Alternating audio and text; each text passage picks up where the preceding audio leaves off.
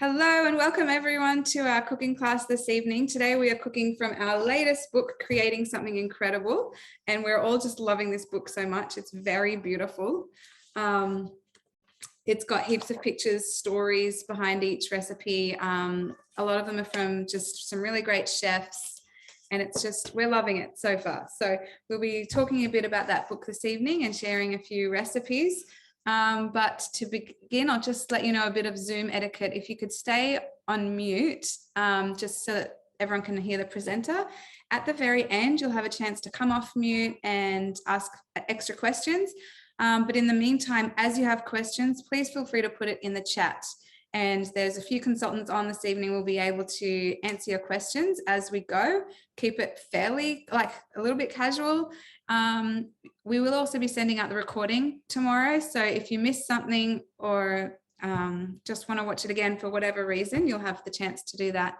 Or if you want to share it with someone else, which is always nice as well. I'll also send, nope, I was about to say I'll send the links to the recipe. I can send the link to one of the recipes or maybe two, but the rest are actually in the actual book. They're not on Cookie-Doo yet. So anyway, I'll send you whatever info we can. But to get us started, I'm going to hand you over to the lovely Penny Allen, who is going to make our first dish for us.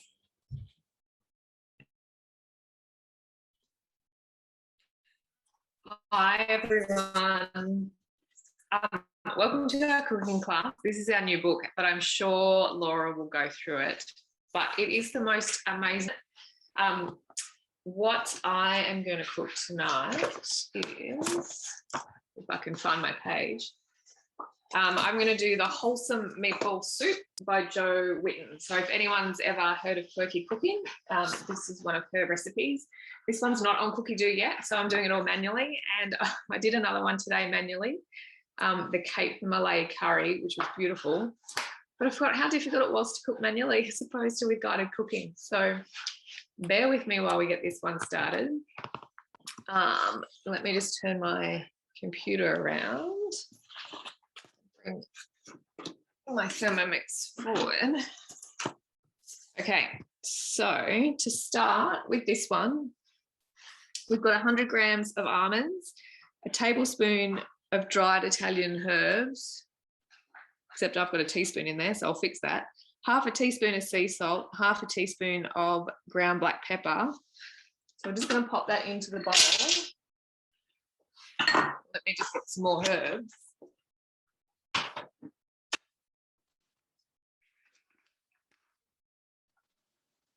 That'll do.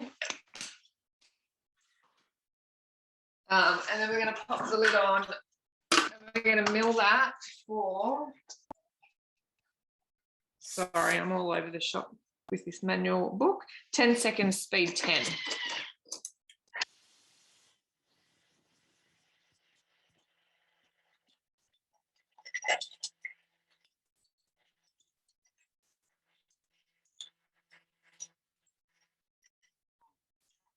And I've gone just over, but that's okay.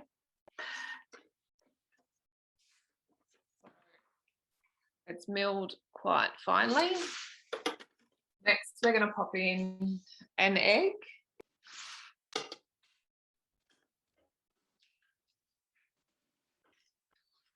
And then, 500 grams just of regular beef mince.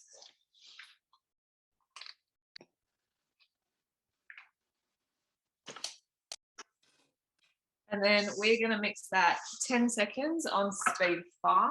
And I will actually set a time this time.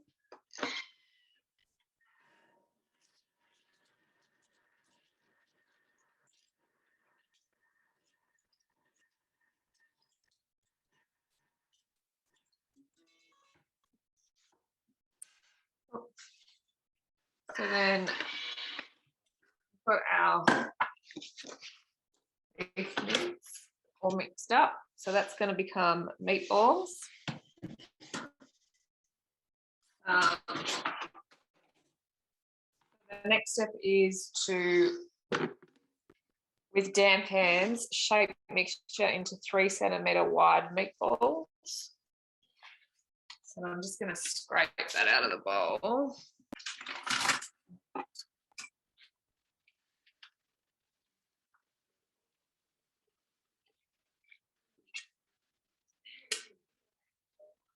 Okay.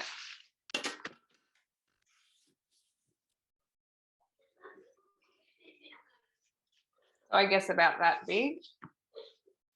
I'm not going to do them all, but you get the idea. You guys know how to shape meatballs. So what I'm going to do is move on to the next lot of steps. So we're meant to clean and dry the mixing bowl. I'm just going to give it a quick rinse to get all that mince out of there.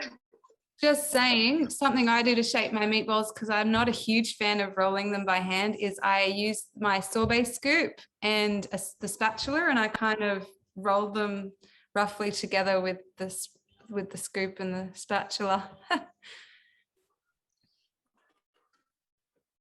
Okay, so then we're going to pop in 100, it says 1 onion, but 150 grams. So I had really tiny onions. So I'm just going to do 1.5 onions, cut in half, 2 cloves of garlic, and half a capsicum, red capsicum, chopped into pieces. Sorry, I don't know if you can hear my kids in the background. I don't know what they're doing. Anyway, so we're going to chop that for 3 seconds on speed 5.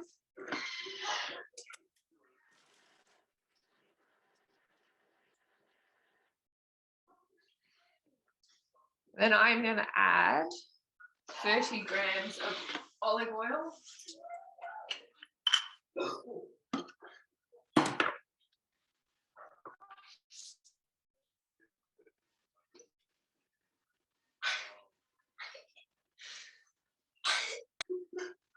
Lucas, buddy, can you just shut that door, please? Shut that door. Okay, I'm just going to spray that down because the onions and that are all up the side. So I'm going to cook that for 3 minutes.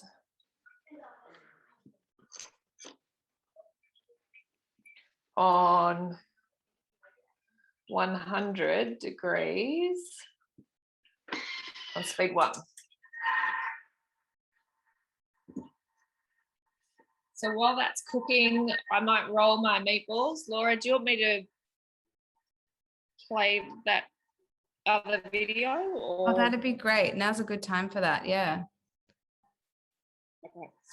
So for dinner tonight, like I said, we had the Cape Malay chicken curry. I can screen share. So let me find it. Hang on.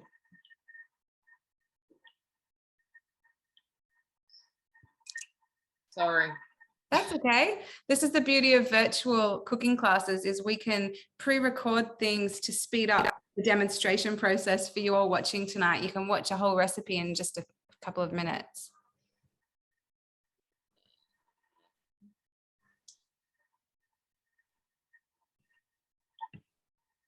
Okay. Oh, hang on. Okay, this should work. Okay, so this is not my dinner. This was the picture in the book. But it's the Cape Malay chicken curry, and it's a South African recipe. So in go our spices. We dry roasted them and then milled them. Some onion, garlic, some more spices and herbs. Cooked them off, emptied the bowl, popped the blade cover in, and then popped it back in with some tomatoes, sugar, potatoes, salt. Cooked that, and then popped in the chicken. And the curry was beautiful.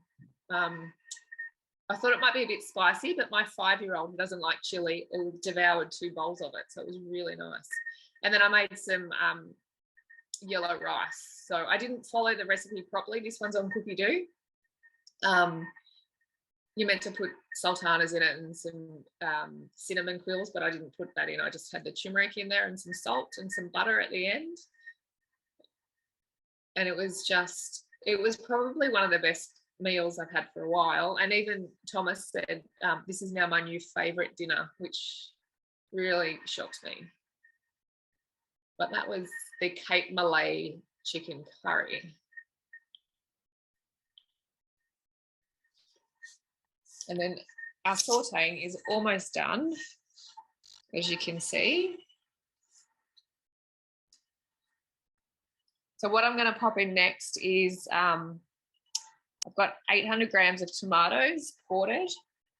So we'll just pop them in, and then we're going to chop them for 6 seconds on speed 10.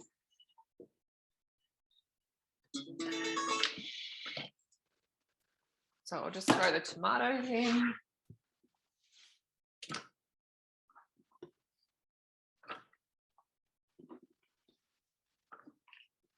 I'll move you back so you can see a little bit.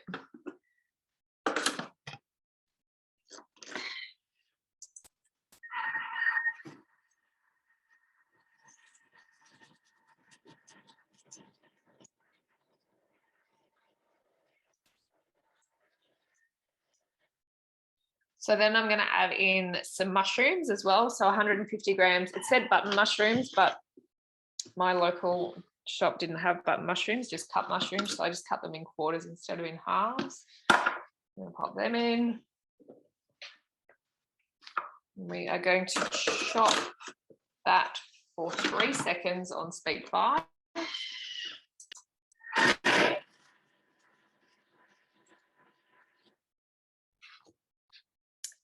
So then I'm going to add in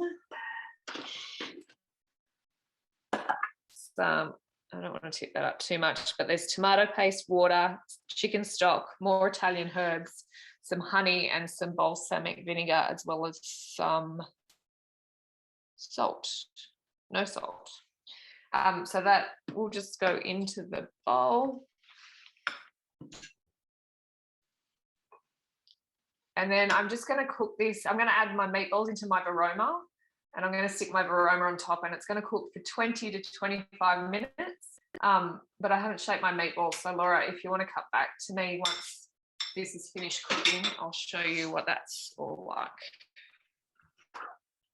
Yep, that is totally fine. Thanks, Penny. And I'll just mute you in the meantime. Just a question from Jenny. Is the recipe on Cookidoo? Neither of the recipes Penny has shown you is on Cookidoo yet. By the end of the year, they will be. So this book is available on the Mix shop online. It's also in a few different retailers around if you're able to get to the shops, but it is online, and it's $49. I think it's just $49, right? I was going to say $49.99. Yeah, $49.99. And every customer who buys this from the Mix shop also gets a $20 Mix shop voucher to spend on other accessories. So and the reason this book is so special to us all is it's Thermomix's 20-year anniversary in Australia at the moment. So they've created this book just, even though we've had lots of other books, this is just a bit more special. All the recipes in here are showstopper type recipes, you know, written by like really great chefs, and just favorite ones of particularly of the family who brought the Thermomix to Australia, which is Grace Mazur, the Mazur family, and just like everything is so great. So so yes, at the moment there are 20 recipes on Cookidoo. If I can, I'll just show you. So on Cookidoo at the moment, it says part 1, Thermomix creating something incredible part 1, and all the recipes that are on here are really great. And the reason they're on here are because they use TM6 only features, like usually a high heat mode or something like that that can't be used manually, and that's why they're on here. Although that's not true of all these recipes, can I just say? But yeah, they did just choose 20 recipes to put on here. And the rest will be coming by the end of the year. I believe it's November. But in the meantime, they're all available in the actual book. So, and the other thing to let you know, anyone who is purchasing a Thermomix in August will be receiving this free with their Thermomix, as well as our 2.6 litre round thermo server. So I hope that answers your question a long way around, but we're going to cut over to Fidesz now. Is that, sorry to just talk in front of you all. Penny, do you need like, how much time do you need? Can we go to Fidesz? Yeah, okay. Because we're moving on to the next recipe. And here she is, Fidesz, the beautiful consultant in our team. Hello, everyone. Am I unmuted? Okay. So I'll be making tonight the Korean pao sliders. So it's very pretty, actually. It's green. The pao is green. The first time I've seen pao that's green. It's very pretty and very vibrant. So I'll be making this tonight. But I have already done. I have pre-made the dough because it needs about an hour to rise. But I have recorded a video of how I made that one. So I can maybe just share a bit. All right, so we're just gonna, I'm just gonna get started on the pao, the buns, because it takes about an hour to prove. I'll just follow the steps according to what is on the cookbook. So I guess we better get started. The first step is to lightly grease varoma dish and tray with oil, then set aside. So I'll just grease both layers, and I find it easier to actually just use cooking spray, oil spray. So I'll just quickly do that. Done. All right. And then placing the spinach and the milk in the mixing bowl. So we have 60 grams of fresh spinach. I'm not gonna measure because this is already 60 grams here. But we need to measure the milk because we need 220 grams. Yeah.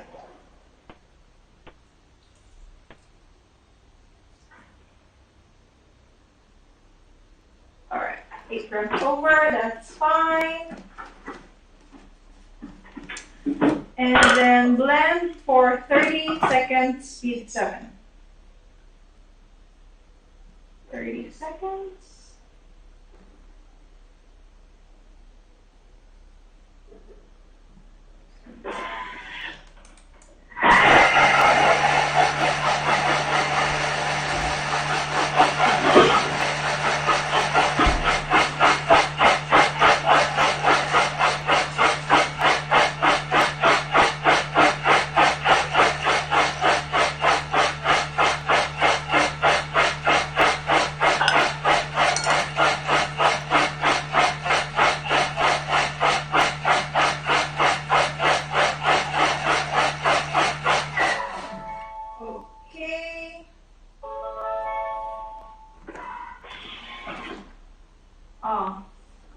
It's actually very green, if you can see that. I'm not sure if you can see that, but anyway, we need to strain it. It says fine mesh sieve. I'll just try if it works here. Yeah, I think that's all right.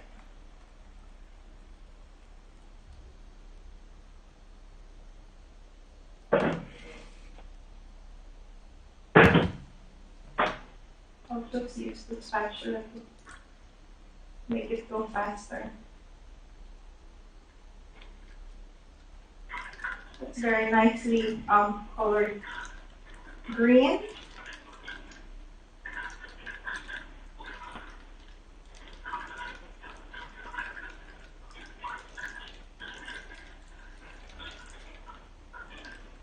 So just straining all the liquid from here.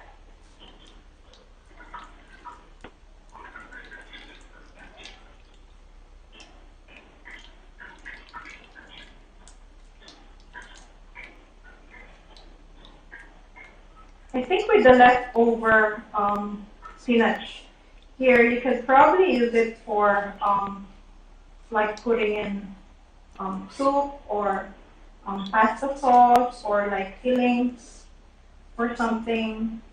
Mix it with spinach and use it as fillings for cannelloni or I don't know, like pie or something. It seems like a waste to just throw this one. Alright, just squeezing all the milk.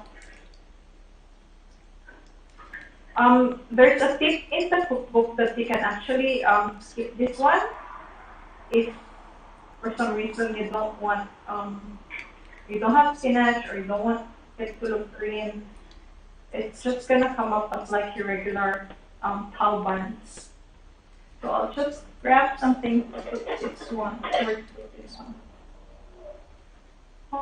Let's see. There's still some here left in the bowl. I'm not.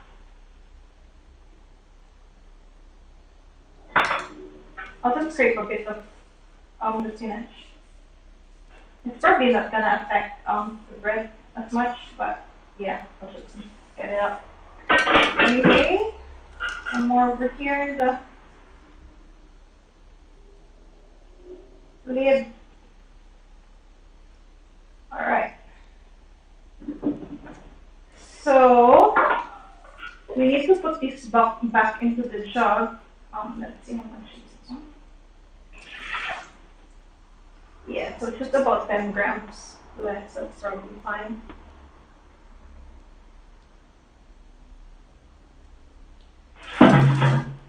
And then we just need to add sugar. Yeah, I haven't measured. So just quickly do that, 70 grams.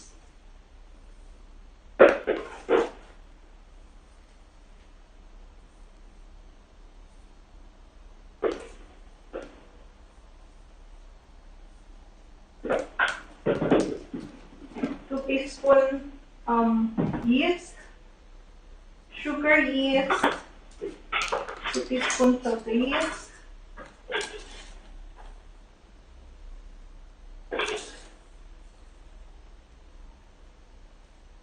baking powder, 2.5 teaspoon baking powder,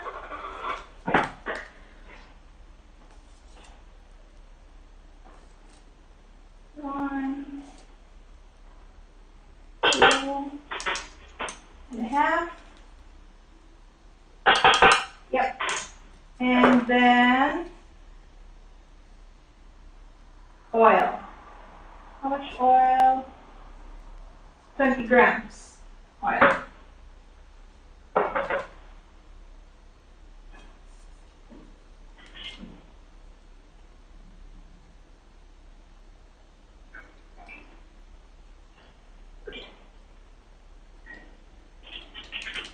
All right. And then we need to warm this up to 37 degrees to activate the yeast. 30 seconds, just quickly. And speed 2. Bowl in position. Just 30 seconds just to heat up the yeast for a bit.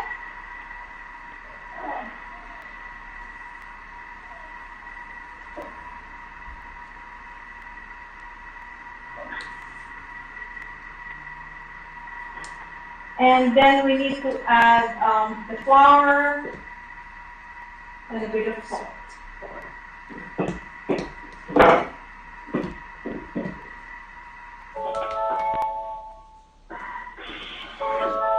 Oh, sorry, I don't think it heated that much.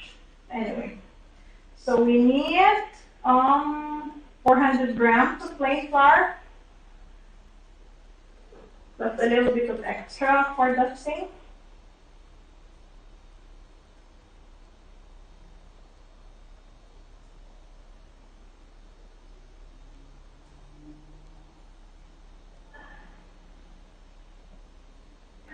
All right, perfect. 402. And a pinch of sea salt. Big pinch. Gonna need 4 2 minutes. So I need to bring up the function, set to 2 minutes, and get that started. So while that's heating, I'll just grab my thermal mat and all right.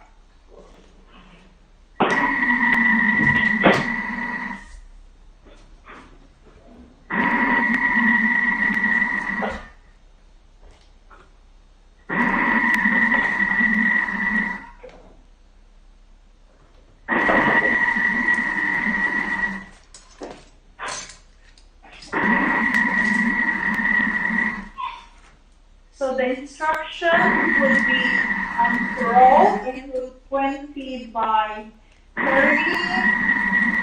So it's good with this kind of thermal mat. We have measurements. So you can just follow how big your dough is going to be when you roll it flat.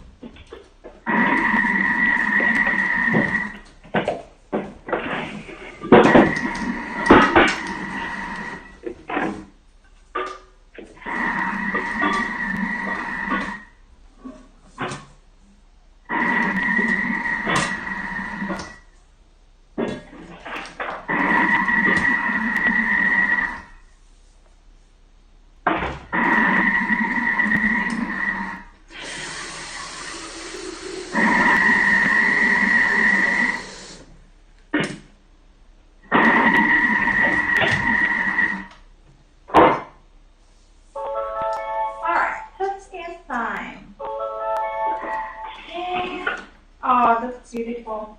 I like how green it is, like very vibrant green. I'm not sure if you can see it. It's quite dark in the camera. But yeah, I'll just put it here. So you'll be able to see the colors better, but it's very nicely green. I haven't made green puffs before, so this is kind of exciting.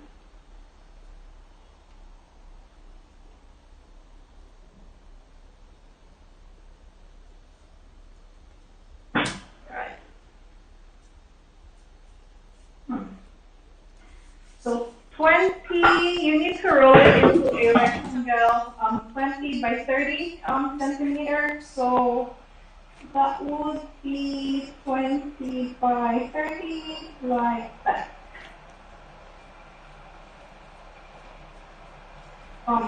Because I don't think it needs some flour anymore. It's not very sticky. But if you find it like sticky, if you find your dough sticky, you can always just sprinkle a bit of flour.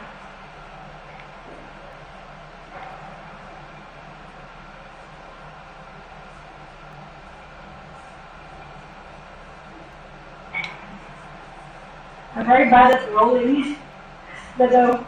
So let's see if I can get this into a square or a rectangle.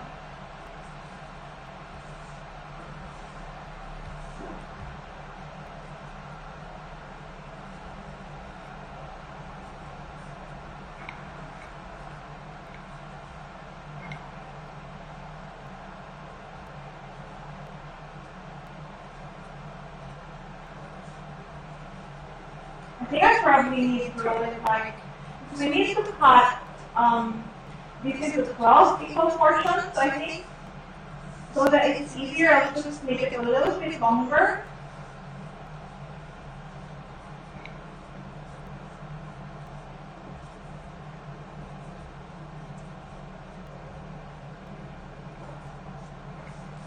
It's not even close to a rectangle, but alright, okay. I think that will do. So starting with one of the long edge, you just need to roll it up.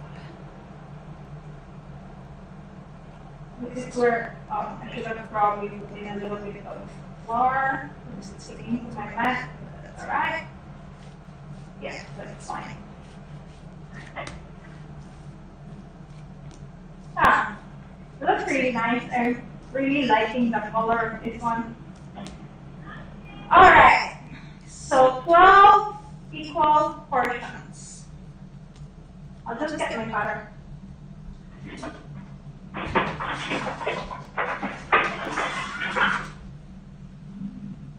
So half. Very convenient. This one. So I can cut this to half. So never use knife when you're cutting in your Thermomat. That could actually break the Thermomat, cut it off, and it's not actually good. So there, and then 3 pieces. Oh, not very uniform. That's all right.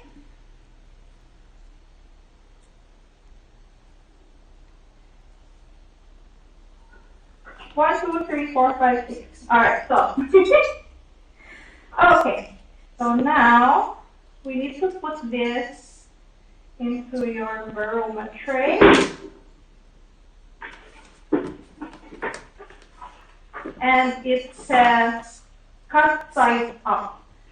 So I guess that only matters for the ones in the edges. So the cut side is actually up. So put that there. One.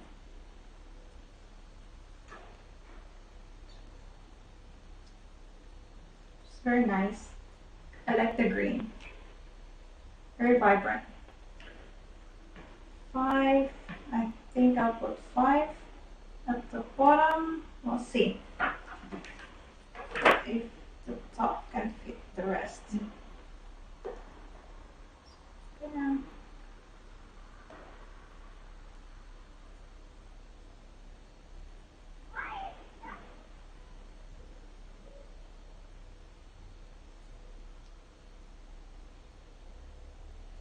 Two more.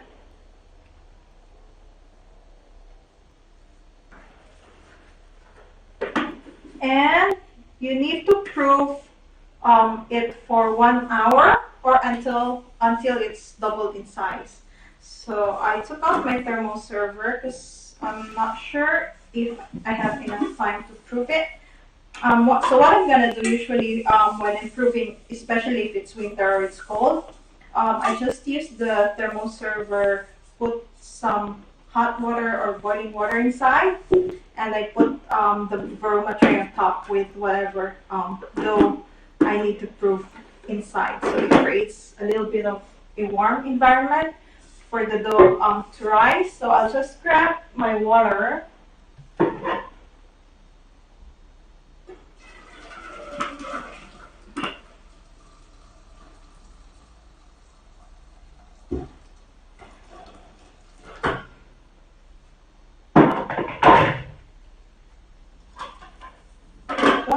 And just put that on top and check after 45 minutes to 1 hour and see if your dough has risen enough. All right, so I guess we'll see you in a bit for the rest of the recipe. Bye. There's 2 other components for the pao.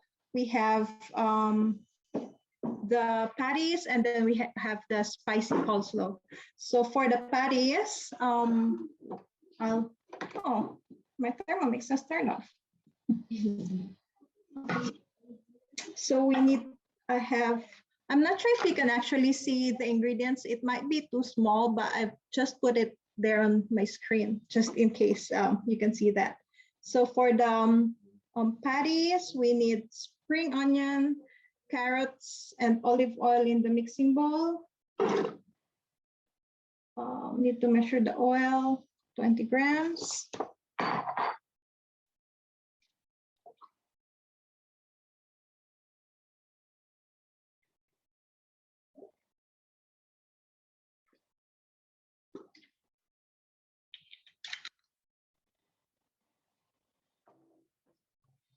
Chop for 2 seconds, speed 7.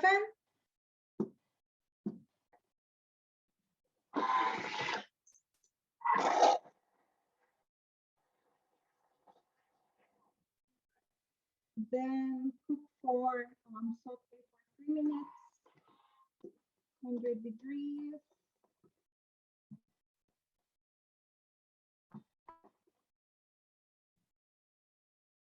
Speed 1. It's always finding it very convenient if it's guided cooking, but yeah, sometimes you have to do it manually. So while that is going on, there's 3 minutes time. I'm not sure if you have anything you want to present, or while this one is going on. Yep, that's fine. I was just seeing whether Penny's ready, but so I just wanted to let you know, if I've got a few minutes to talk, that at the moment we have a promotion on for anyone who is interested in sharing the Thermo love with your network or the community or just anyone.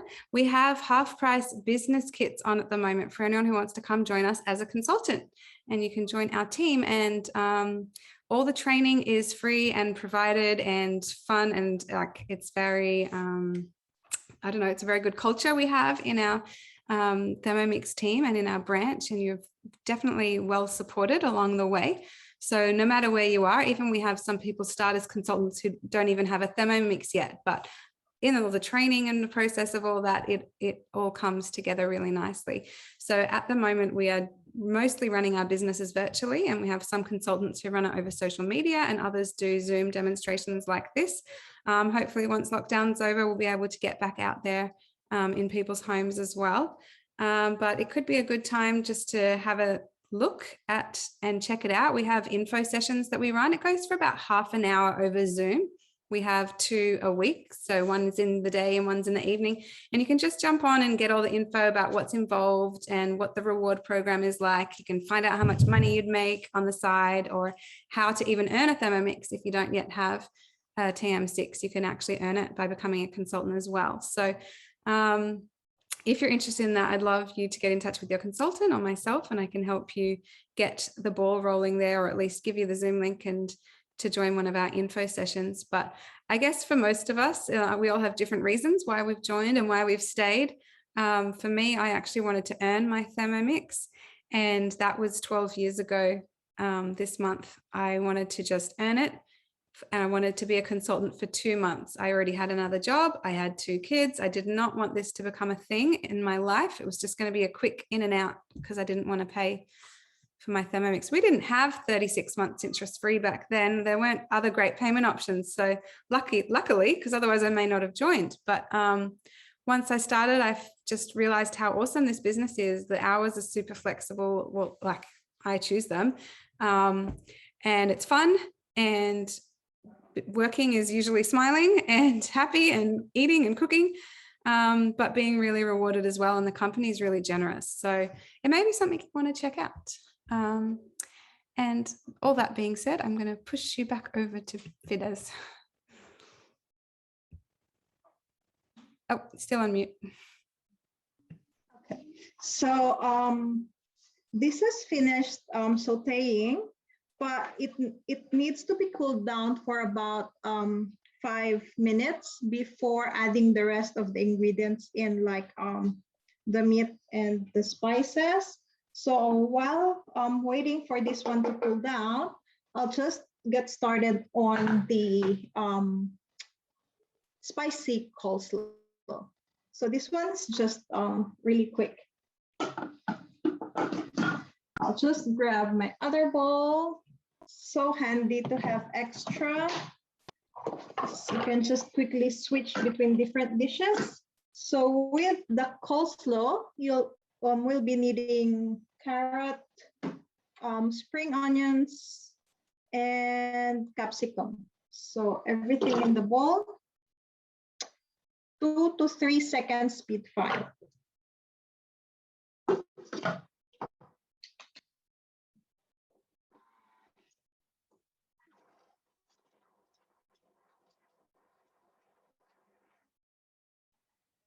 That's quick. Very, very quick. I love that with the Thermomix. And then add cabbage, mayonnaise, and sriracha sauce. So the cabbage I'm using is the Chinese Wombok. I'll just add that in. Mayonnaise, I need 100 grams. So there's a note also, like if you want to use like Kewpie mayonnaise or any mayonnaise, there's actually recipes in Cookie Dough that you can do if you want to do it yourself. Just a minute. I'm just gonna squeeze the bottle.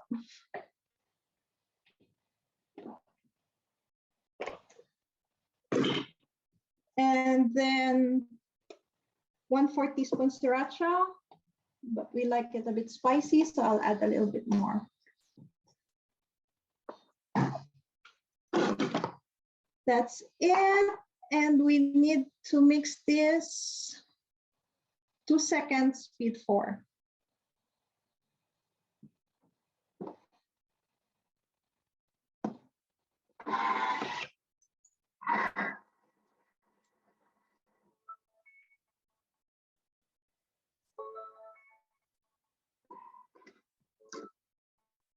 All right, so we need to transfer to a container and then just refrigerate until you need it. So I'm just gonna put this aside.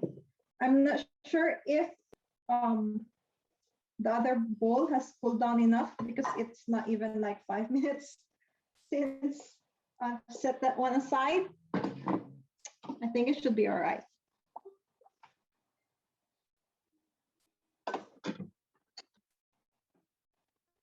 So what we need to do next with the patty is all the other ingredients. So mince, pork, and beef. Where's my spatula?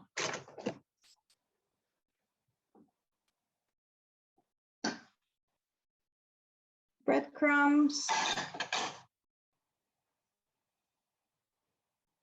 soy sauce, chili paste. It only says chili paste here in the recipe, but I've actually have this one. Sorry, I just need to quickly show you.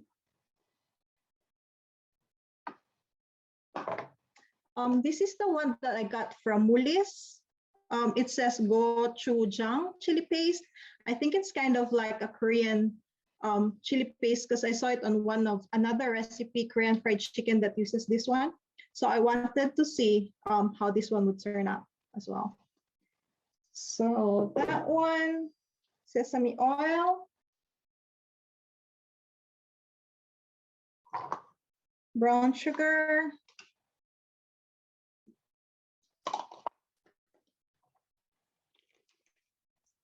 quarter teaspoon ground ginger. Yeah, 1 teaspoon.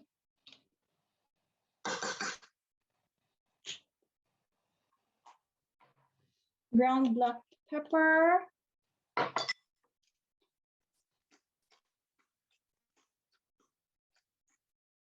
And I forgot the eggs, so I'll just go and quickly get 2 eggs.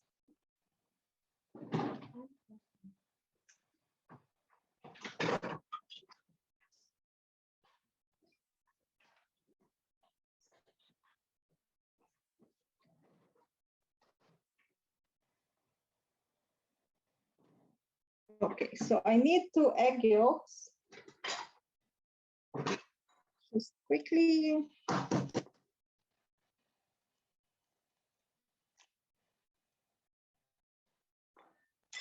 I'll just use my hand. It's easier and faster. So 1.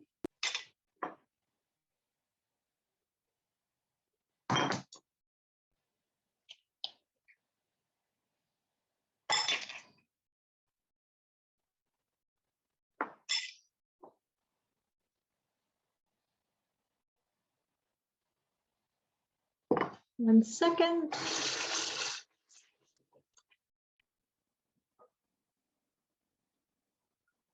All right.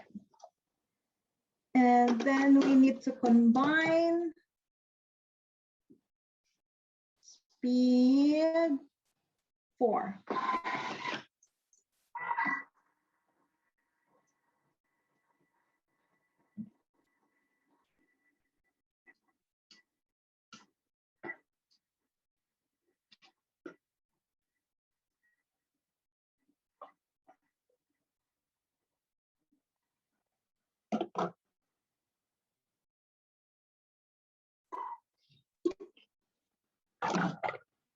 So now we have to divide, it's a bit warm still, the patties into 12 pieces. There's actually a recommended weight if you want it equal sized between all the different patties. So it's 80 grams for each ball. So what you can do, if you want to be very specific, you can actually put a bowl and then just measure, use your scale to measure. And then with making the balls, I think sometimes it's sticky. It's better if you wet your hands a bit, so it's not very sticky and icky with your hands.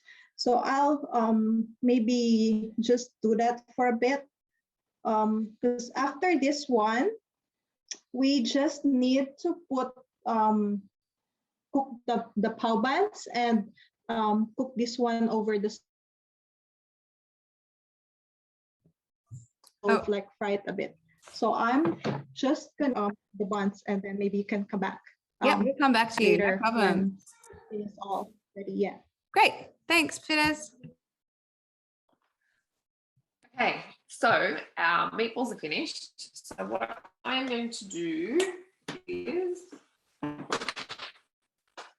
pop them in our thermoserver. So this is our 2.6 litre thermoserver. It is also one of the, it's available as the purchase bundle when you buy the Team 6 in August, along with the beautiful new book. Sorry. I'm just going to tip my meatballs in there. They'll stay in there, and it's going to keep them warm. I'm going to pop my lid on. And I'm just going to pop in some zucchini noodles into the aroma. So I just made zucchini ribbons because I was too lazy to get my zoodle maker out. So I'll just go in there and I'll cook them for, I think it's 3 minutes on the aroma, just to give them a bit of a cook. And then we'll serve up. So 3 minutes, aroma, reverse, speed 2, I think. So they'll be ready shortly.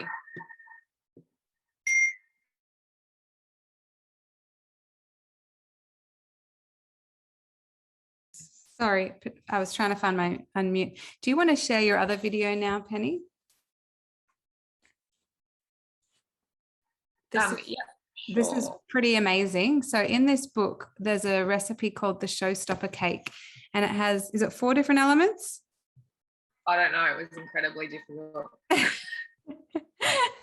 And we had a consultant competition to cook the cake, and it was like, you know, just, it was going over days for a lot of consultants to do all the elements, but Penny has documented it along the way so we can show you all. I think it uses the hazelnut caramel bonbons, what else? So it uses the Fraser sponge cake. It uses the sable biscuits on top of the choux pastry. Yeah. And there's a lime ganache, there's a strawberry ganache, there's a custard to it, there's like the macarons. Macarons as well. This was awesome. It was awesome. So let me start playing it, because it's 7 minutes, so it's a bit long, but I'll talk you through it. So these are our awesome items from the mix shop. Oh, hang on, am I screen sharing? It's not screen sharing yet, but and I press screen share. Okay. Okay. So yes, our awesome items from the mix shop, the rose gold stuff. So in there was egg yolks, sugar, just egg yolks and sugar, and then we cooked it and whipped it. So cooked it, I think it was 37 degrees, and whipped it. And then popped it into a little bowl or a big bowl. So this is making the sponge, and then we've got the egg whites and some more sugar. And then we're gonna, I think I put some crema tartar or something in there, and then we're gonna whip it up so we get stiff peaks. Oh no, this wasn't the one. And then we're gonna fold that through with the egg yolk mixture. And I think I put it into the, or maybe there was some flour went in as well. Yes, I had to sift the flour. Sorry, I don't have the recipe in front of me, so I can't remember what I did.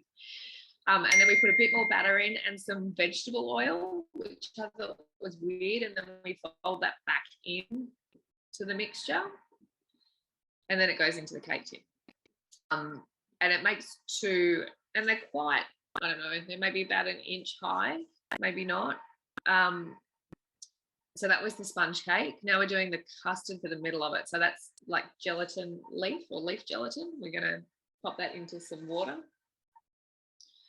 Then we've got, I think that was egg yolk, a cream. There's our softened gelatin. And then, so we're making the custard. So that's got some vanilla bean paste in it.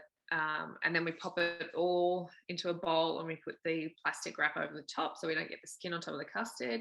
That's the cooked cake. I think I might have cooked it slightly long, but these were the most softest, fluffiest sponge cakes I've ever made in the Thermomix. So it's a brilliant recipe. I'm thrilled with it. Layer some strawberries around the edge, pop some custard in, pop some more sliced strawberries in, pop some more custard, flatten it out, and then pop the second sponge cake on top and then pop it into the fridge. And then we're onto the macarons, which I had never made macarons before. So again, we've got more gelatin. They actually weren't as difficult as I thought they would be. So we soak that in some water. And then we've got our cream cheese, some strawberries, and I think some more normal cream. Oh, of course, I had to have a margarita while I was making all of this. So this is our strawberry ganache. It's cooked down a little bit. Then we put some gelatin in and some white chocolate. And then we just mix that till the chocolate melts. And then we pop it in a bowl, stick some Glad wrap over the top, and then pop it in the fridge till it firms. So that's the inside of the macarons. I can't remember what that flour was for. I think I've got that in the wrong spot. So then we're doing the egg whites and we're whipping until stiff and glossy. Got a few of my pictures around, but these disposable piping bags are awesome because then I just piped out the macarons. So the flour that you saw a minute ago was the flour for the macarons. It was some almond meal and icing sugar, I think, from memory. These recipes are all on Cookie Dough. So that's our ganache, the strawberry ganache that I've pulled out of the fridge, and then I've just piped it in between the macarons. That's what the cake's meant to look like at the end. Mine didn't, but it tasted good. Some more gelatin. There's a lot of gelatin in this recipe. So now we're making the lime ganache for the filling for the profiteroles. So that's again got white chocolate in it and some lime and some sugar and some gelatin and some cream. I think it had cream. So then that in the fridge. And then that's some flour. And so this is a stable biscuit. So there was some brown sugar in there, some flour. I can't remember what else was in there. It's quite crumbly when it comes out of the Thermomix, and then you sort of shape it into a ball, and then you pop another layer of baking paper over it and roll it out flat. Pop it into the freezer, and then you cut out little tiny rounds. They actually look massive, but they were tiny. I had to use a 1 teaspoon. That was the right diameter to get those. So then we've got some butter and some flour, and we're making the roux to make our profiteroles, which is super easy in the Thermomix. And then we added in some egg yolks and then piped them out using those awesome little disposable piping bags. And then we pop a sable biscuit on top and then cook them. And then that's how they come out when they're cooked. So the profiterole puffs up and the biscuit goes all crumbly, and it was delicious. I may have eaten a few of them. So now we're doing the caramel for the crock and bosh. I don't know if you can hear this. I can hear the clinking beer bottles.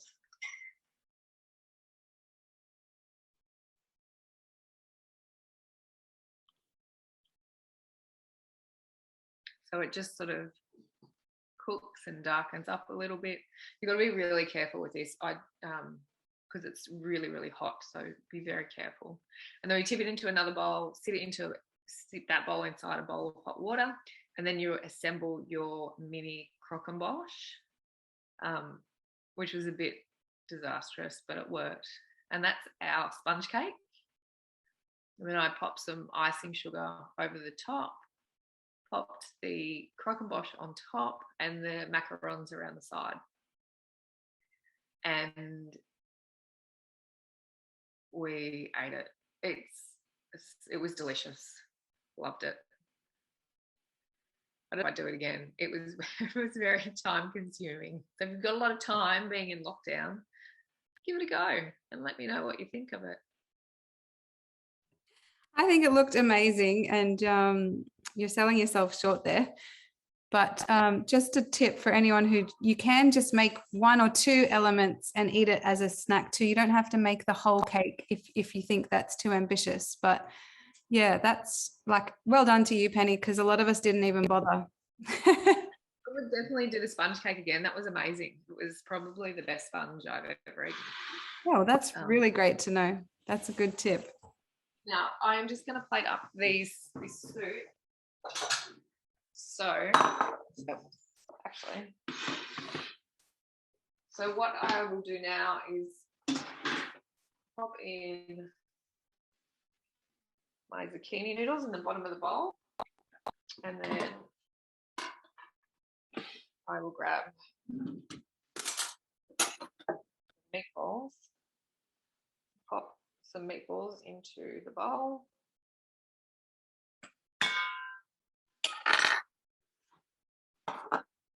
Sorry, there you can see that better. And I can use both hands. And then we're just going to tip over the soup. It's splashing everywhere. And you can pop some shaved parmesan on top if you wanted to. And then you've got a wholesome meatball soup, which will be good because there's not many carbs in there. And I've eaten my weight in carbs over the last few weeks. So this will be a good meal to have tomorrow. Looks good. Thanks, Penny. And I have had like 3 or 4 people today just tell me they've made that meatball soup over the last few days and it's amazing, apparently. So we all need to try it.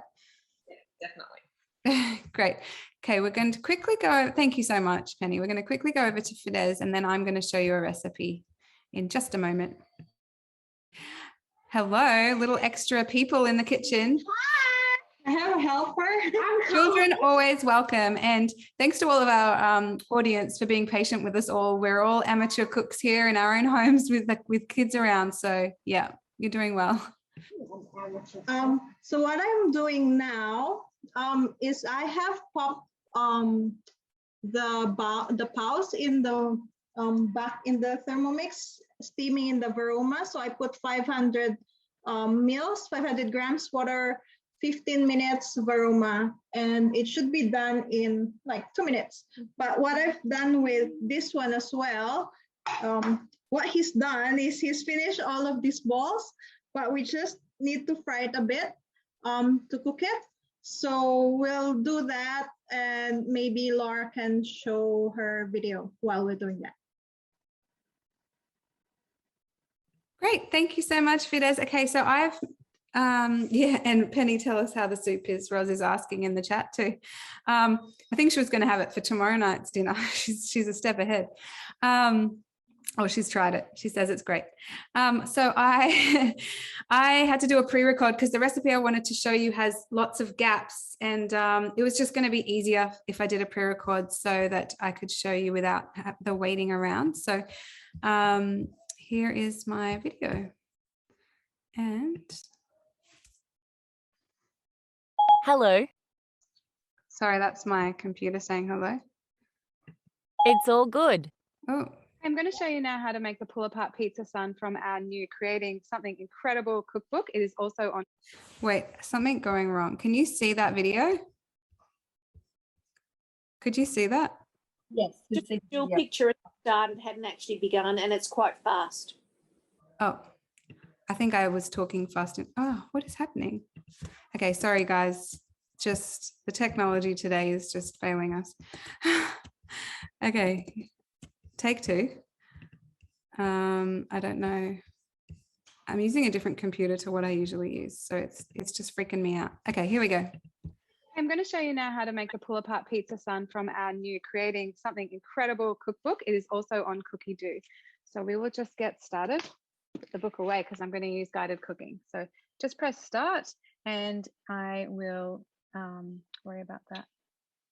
So the first step is to put in the water. The scales come up and I'm just going to pour it in. The scales go in 1 gram increments, so it's very accurate. Just need to go a little bit slow as you get to the end. Make sure you don't go too much over.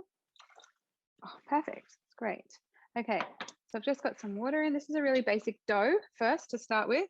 So it's asking for a teaspoon of sugar. The sugar is always optional, but it does help activate the yeast. I do find that doughs in the Thermomix work without the sugar as well because we heat the yeast and the water up to 37 degrees. So it's not super necessary, but it just helps and it's in this recipe. So I've just added the 2 teaspoons of yeast as well while I was talking about that. It's telling me to put the lid on and turning the speed selector up to 1. And this is going to heat for 2 minutes at 37 degrees just to activate that yeast, which is what I was just talking about. So we will come back in 2 minutes. It has now just stopped that 2-minute process. I will press next and continue on with the recipe. It's asking me to add 400 grams of baker's flour. I often get questions about baker's flour and can you use plain flour? You can, and your recipe will work out fine, but baker's flour has more protein, more gluten, so it gives a better rise for breads and pizzas. So it is a better flour to use in your doughs, but if you've only got plain flour and you want to make a dough, just do it anyway, and it'll still be fine. But yes, for any of you avid bakers out there, I didn't say that because, as you all know, baker's flour is much better. So I'm just adding in 30 grams of extra virgin olive oil. And that's enough. That's perfect. A teaspoon of salt. And I just use Himalayan rock salt that I have milled myself in the Thermomix. It only takes 10 seconds to powder your rock salt. So no additives in my cooking salt, which is why I do that. Okay, pop the lid on. And now it's going to knead for 2 minutes. And I've got the countdown timer on that. I will just show you the hole, just so you can see what's happening in there. Hopefully, maybe. All those ingredients are just coming together. They're coming together and they will be kneading for 2 minutes. And then I'll show you the result. Okay, it's almost been the end of the 2 minutes, and I just wanted to show you again what the dough is looking like now as it kneads. Oh, it just stopped as I said that.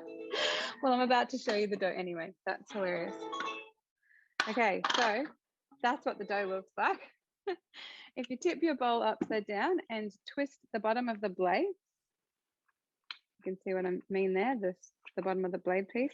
The dough just comes out, and this is the magic. I wanted to show you all of how great and strong and just the texture of this dough. It's just perfect. So that 2 minutes of kneading in your Thermomix will just save you, anywhere. Some people knead their dough for 20 minutes, even up to 2 hours of hand punching. So, but this is just a really good dough consistency for that. So I am going to wrap that in my Thermomat because this is a silicone mat that will keep in the heat of that dough. I'm going to let that rise until it's doubled, or it's roughly about an hour, and putting it in a warm place helps as well. So, yep, and we will come back when that is done. Okay, it is time now to show you how to make the filling for our pizza. And the first thing it's asking us to do is to grate our cheese. So I've got 300 grams of mozzarella cheese here that I've pre-diced. Anytime you're grating cheese or anything that is hard in the Thermomix, it is good to cube it first, just so that it's not putting less pressure on your blades over time. So that goes in. And we're also adding in Parmesan cheese that I have also cubed. Lid goes on, and this takes 10 seconds. This is the type of thing, if you were in person, you would definitely hear this because it's very powerful.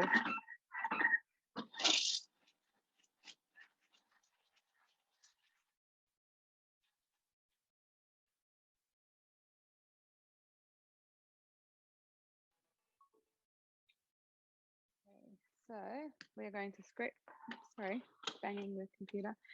It's telling me to scrape down. I just want to show you the result there of how beautifully grated this cheese is. So good, no additives, no, you know, coating on the outside, which makes it a really nice grated cheese. So, and is cheaper than buying pre-grated cheese. So anytime you can, buy it in blocks and grate it yourself. It's a really much better result. Adding in now some sun-dried tomatoes. And some ham. You could put anything in. If you want to make it vegetarian, you could use artichokes, mushroom, or just like, it's a pizza, so it's whatever you want to put in your pizza. Pepperoni would be good if you don't want to use ham.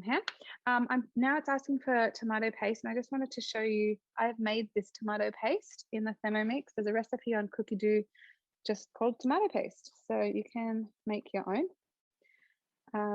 If you want to be all additive free, or if you just want it to, I don't know, just to be homemade for whatever reason, you can make your own pantry staples. So adding in an egg in nicely, and oh yeah, the oregano. And again, whatever herbs you want to use. If you don't want to use oregano, that's fine. I love it. Oregano is a really good choice for pizza, so I think that's great. A little bit of sugar. This is for the filling. So, yeah, that goes in. And now it's just asking for a bit of salt to taste. So I'll just do a few grinds of that. And whenever I'm putting in salt in pizza, I also put a bit of pepper because I like that. That's not in the recipe. That's just me. Oh yeah, a bit of oil. So this is interesting. It's asked us to reserve some of the oil from the sun-dried tomatoes. So that's going into just, you know, a nicely flavored oil, I guess. Let's see if I've got enough. I didn't pre-weigh that. Oh yeah. Very good. Okay. Now, sometimes in the guided recipes, a little video comes up explaining what it's telling you to do. This says insert spatula and mix while the Thermomix is running, and it's just showing you how to do that. And because of the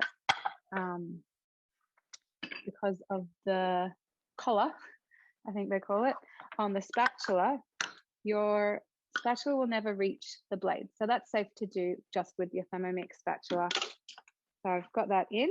So basically it's just wanting me to have it sticking out the top while we do this next step, which is to mix all these ingredients together for 10 seconds on speed 7.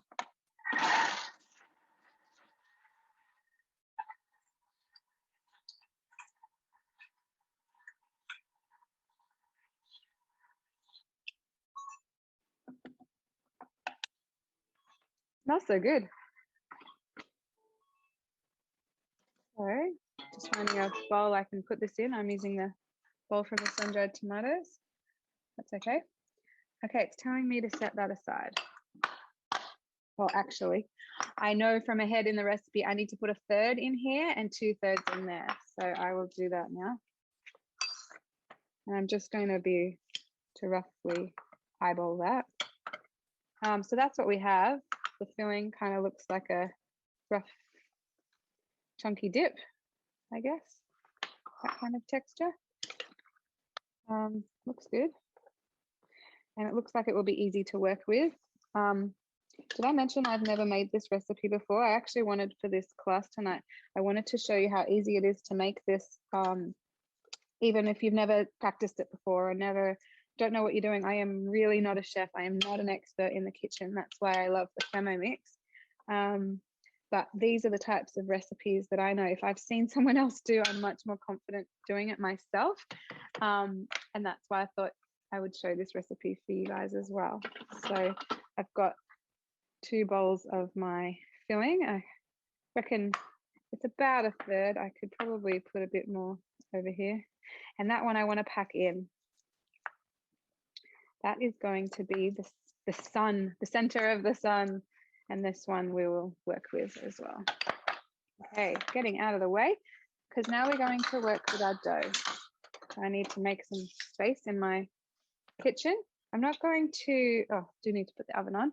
I'm not going to step you through on the screens, but if you're at home doing this yourself, do it step by step. It really guides you through, telling you everything you need to do along the way. But I think I know what I'm doing. So just need to move you all back a bit. Okay, so I've got my dough here. It's been rising very nicely. Very, very nicely.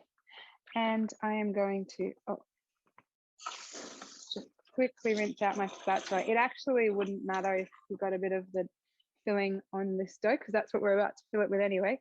But what I want to do is cut my dough in about half, roughly. It's not a big deal, but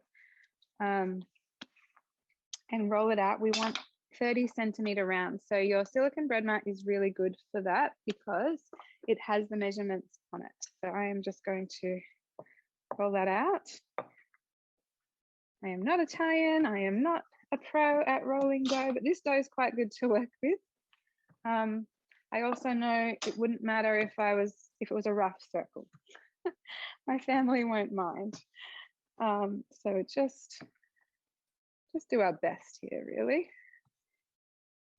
I actually often do rectangle pizzas because they fit better in my oven. We're a family of 6, so when I make pizza, I do a lot, and the trays just fit better in my oven if I do it on rectangle trays. So I'm not really used to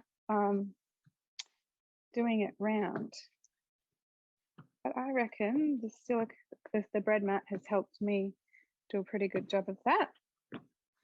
Okay, so I've got around roughly round.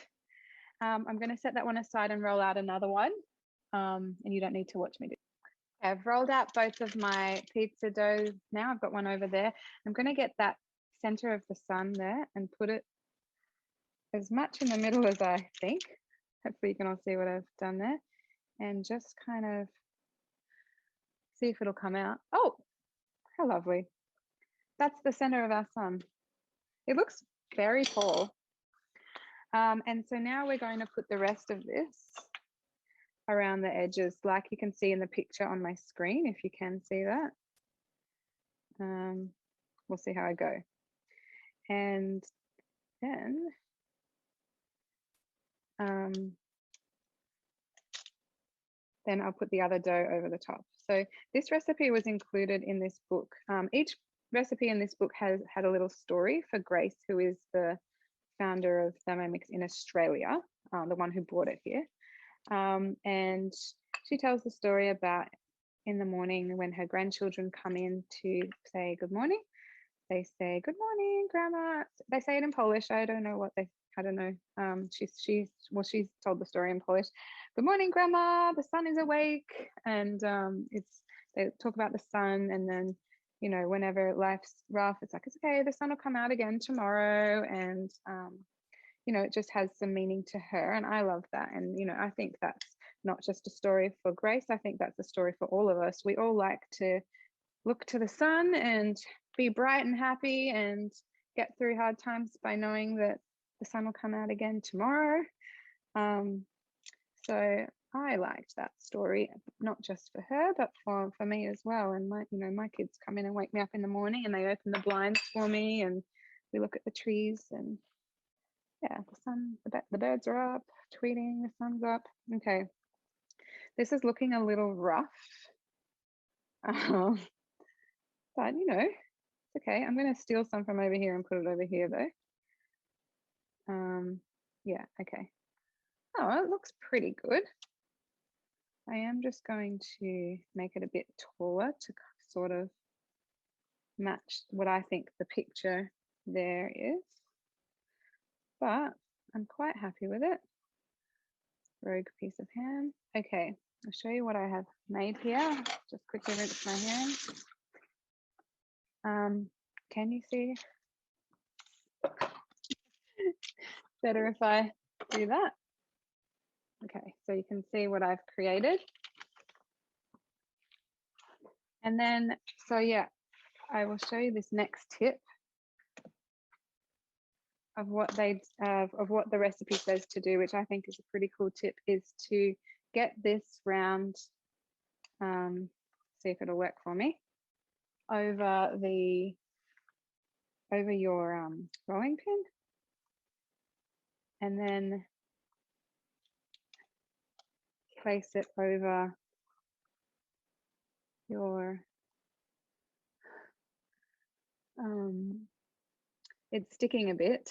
I've got to be honest about that. So I'm not very happy about that actually. Oh, it's stuck entirely. So that's something for you to know, which is good for you to see here live. I'm going to re-roll that out. I thought it was a really good tip. I think I could have floured my rolling pin. Doesn't matter. I need to move this though. So that's another part of learning, and it's good you got to see my mistake. But when I watched someone else do this, it just came off really nicely. She may have floured it, or her dough may not have been as sticky, or maybe she wrapped it around the rolling dough a bit looser. Okay, rolling out my circle again. This will hopefully work a bit better this time. And then we can do take two. Okay, let's see how I go this time. I also feel like I need to make the top one a bit wider, even though the recipe doesn't say to do that, but we'll see how we go. I'm just going to really loosely wrap that. Yeah, see, I've done half this time and I've kept my hand in there so that doesn't happen again. So this time I should be able to just unroll it and put it over the top. That was much better. So now I need to get it all over. And we are going to seal the edges with a fork. But that's pretty good. Okay, so we're going to get our bowl back from the dough. Where did I put that? There. Okay, I'm trying to hurry because I don't want you to just be bored watching me play with dough. I want you guys to try this though. I'm having fun. Okay, so what we need to do is use our bowl, that same bowl we used for the center, and we're going to, it said gently but firmly, put it down because we want to, and I'm just kind of using my fingers around as well. We want to really section off the center of that sun. I feel like there's an air pocket in there. That's a pretty good job actually. It looks quite good. Okay, and then it says to use a fork. I'm really just making sure because I feel like there's air in there. Anyway, I'm sure it's fine. Use your fork to really seal the edges, because that is going to be important. And then we're going to make the rays come out of the sun. And if your dough is sticky, you can flour your fork or oil it, either way. I think this is fine. It's not too sticky. I think it's working quite well. Okay, so we're going to cut right up to the center of the sun. I'm going to make 16 little sun pieces. So we'll see how we go here. And I'm working on the Thermomix chopping board here, which is nice and big and really great to work on. So I've made 4 quarters and then just 3 more cuts in each quarter will get me my sun rays. And you could use a dough cutter. There is a dough cutter available on the mix shop, which I don't have, which I've seen work really well, but a sharp knife is fine. Just don't ever use a sharp knife on the bread mat. So I'm not working on the bread mat now, I'm just working on the baking paper and my board, which is so handy. And then the last step, oh, it's not the last step, there is one more step, is to twist them all around. Oh, you can't see what I'm doing. Just pick that up, 90 degrees twist. And hopefully you can see what I'm doing. Let's see what I've done. Just to have them upright. And it looks so pretty. And, you know, you could get the kids involved in doing this and imagine the different types of fillings you could use. I'm also picturing a sweet version if you wanted to use, I don't know, a cinnamon kind of recipe or stewed apples or something like that. Ah, it looks so good. Then we're just brushing with a beaten egg. That's it. And this only bakes for 15 minutes, so it's quite quick. And yeah, so give it a go. And there's lots of other really great recipes in the book to try. Some of the recipes are in a collection in Cookie-Doo at the moment, but others of them will be on Cookie-Doo later in the year. But in the meantime, you can purchase the book itself, which is a beautiful book and it has great stories in it, and lots of really, like, even doing this, it's better. The book has some really good step-by-step pictures on how to do it. So yeah, it's a great book to have in your house with all your other recipe books. And I think the kids will like this one. So my only next challenge is to get this onto my tray, and I'm using the rose gold pizza tray from Thermomix. I think I can just slide it on here from my chopping board. And I am not great at these things in the kitchen, but I just think, I've got to tell you, I think I've done a pretty good job. So that's going in the oven for 15 minutes. Okay, I have here the final product of the pizza sun. Hopefully you can see that. Hold it up. It's so pretty. So the last thing to do, you can sprinkle it with some basil leaves to make it look pretty. But I will just show you what it looks like when we open up. Hopefully you can see. I mean, it is really just so pretty. So if I just grab a piece, and it should just pull apart so nicely. It does. Oh, melty, gooey cheese. So that's the inside. You can see it's beautiful. It smells delicious of our pizza sun. So give it a go, and I'd love to know what you think of it. Thanks, guys.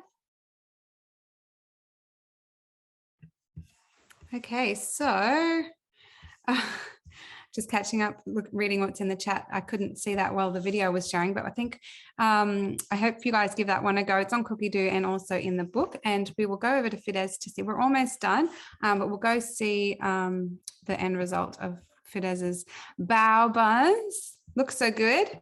Does it look the same? I tried, but yeah, so this one, yeah, I've already tried one, finished one actually. It tastes great. It's like, because of the sesame oil, I'm a bit biased because I just like anything with sesame oil, but it's delicious. It's great. Try it if you can. Yeah. Thank you. I've actually always wanted to try doing bao in the Thermomix in the Varoma because it's something we eat out when we get Asian food out. So that looks beautiful, and I think I can see how easily you've done that, Fidesz, and I think I can give that a go now. Just wanted to thank everyone for coming on, and thanks to Penny and Fidesz for presenting tonight. It's not always easy for us to get in front of a camera and I don't know, it's just putting ourselves out there a little bit. So it's great to have us on. I did just want to ask all of you who are on this evening if you could answer a few polls for me, because we are interested in knowing if you want some more information about being a consultant. So if you wanted to answer this question, I'll get in touch with you with some info. So hopefully you can see that on your screen.